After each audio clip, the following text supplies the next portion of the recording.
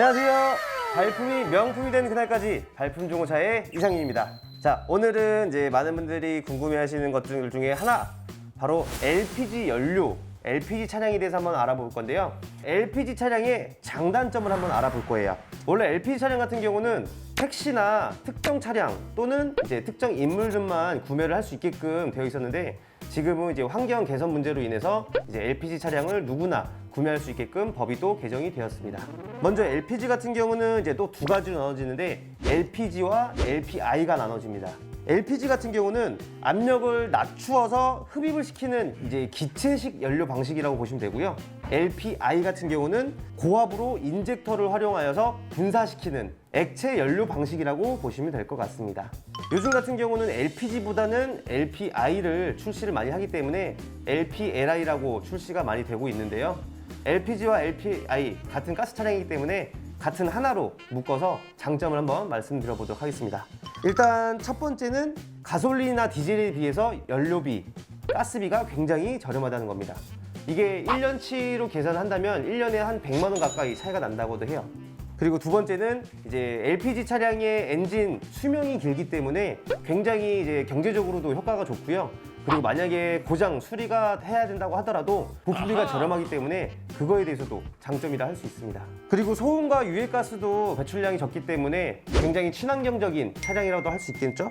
엔진 출력이나 예열 문제에 있어서는 우리나라가 이 LPG 엔진 기술력이 거의 세계 최강이라고 합니다. 그래서 우리나라가 만든 차량이 가장 좋다고 볼 수가 있어요. 이것들로 이제 또 다들 장점이라 볼 수가 있겠죠? 그리고 이번에는 또 이제 반대로 단점이 있어요. LPG 차량의 단점은 가스값이 싼 거지 연비가 좋은 건 아니거든요. 그래서 디젤 같은 경우는 요새 뭐 한 1리터에 20km까지 넘게 타는 거는 뭐 놀랄 일도 아니잖아요. 요새는 기술력이 좋아져서 디젤이 굉장히 연비가 제일 좋고, 가솔린 같은 경우도 뭐 한 고속도로에서 12, 13 정도가 나왔던 게 지금 기술력으로는 보통 15, 16 이상, 17까지도 나오고 있으니까 뭐 연비 부분에서는 LPG가 조금 딸리는 건 사실입니다. 말 그대로 첫 번째 말씀드렸던 이제 가스값이 싸다, 유가가 싸다, 이거 하나밖에 없을 것 같아요.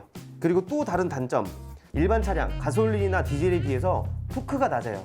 이제 힘이, 파워가 없다 보니까 조금 이제 답답해 할 수도 있어요. 또 다음으로는 차량 금액이 굉장히 저렴해요. 근데 이 저렴한 게 다른 이유가 있는 게 아니라 옵션이 굉장히 없습니다.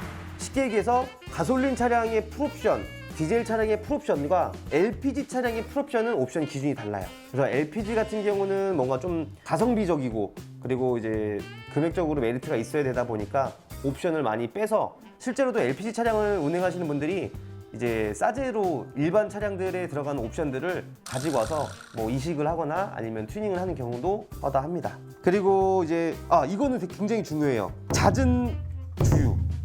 말 그대로 아까 처음에 말씀드렸던 것처럼 연비가 안 좋다 보니까 기름이 또 금방금방 떨어져요. 그래서 잦은 주유도 불편하고, 만약에 충전을 하기 위해서 좀 멀리 가야 된다, 그러면은 이 LPG 차량이 메리트가 없어져요.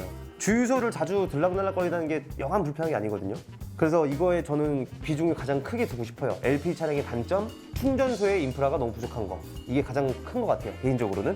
그리고 좁은 트렁크 공간. LPG 차량 같은 경우는 트렁크만 열어보면은 충전 탱크가 바로 눈에 보이는데, 그나마 다행인 거는 지금 최신으로 나오는 차량들은 스페어 타이어가 들어가는 자리에 이제 도넛 모양으로 해서 이제 충전통이, 탱크가 또 들어가요. 그래서 개선이 많이 되긴 했지만 예전 중고차 시장에는 이제 아직 개선이 안 된 차량들이 많다 보니까 트렁크 공간도 단점으로 뽑을 수가 있겠네요. 예전에는 이제 국가유공자나 아니면 장애인 복지카드가 있으신 분들, 특정 인물들이 구매를 할 수가 있었기 때문에 금액적인 부분이나 뭘로 봐도 이제 메리트가 있었지만, 지금은 이제 일반화, 누구나 구매가 가능한 법이 개선이 되었기 때문에 그 이후로는 사실 금액적으로 메리트가 없이 정가를 다 주고 차를 산다면 너무나 메리트가 없는 것 같습니다. LPG 차량이면 LPG 차량답게 굉장히 저렴하게 구매를 해야 어느 정도 좀 기준이 맞는 것 같고요. 만약에 정가를 다 주고 살 거라면 가솔린이나 연비 좋은 디젤이 훨씬 더 낫겠죠. 그리고 이제 장단점으로는 제가 간단하게 말씀을 드리기 위해서 이 영상을 찍은 거기 때문에 장단점으로는 이 정도 제가 말씀을 드리는 것도 있고, 혹시나 뭐 구독자분들께서 뭐 LPG 차량을 운행해 보셨거나 현재 운행하고 계신 분들이 뭐 장점이 더 있다, 그러면 댓글로 어떤 장점이 있는지도 남겨주시고, 그리고 또 단점, 이거 좀 아쉽더라, 이건 너무 불편하더라, 제가 말씀드린 것 중에 단점이 안 나온 게 있으면은 또 댓글로도 한번 남겨주시면은 많은 분들이 그 정보를 가지고 앞으로 차량을 구매하는 데 있어서 많은 도움이 될 것 같습니다. 그리고 이거는 LPG 차량의 장단점하고는 조금 별개로 준비를 하는 과정에서 질문이 들어와서 제가 한번 말씀드려 볼게요. 가솔린 플러스 LPG 조합의 하이브리드 방식이 있고, 이제 가솔린 플러스 전기에 대한 하이브리드 방식이 있어요. 근데 가솔린과 LPG는 사실 하이브리드라고 하기보다도 이제 바이퓨얼이라고 많이 하거든요. 바이퓨얼과 하이브리드의 차이점.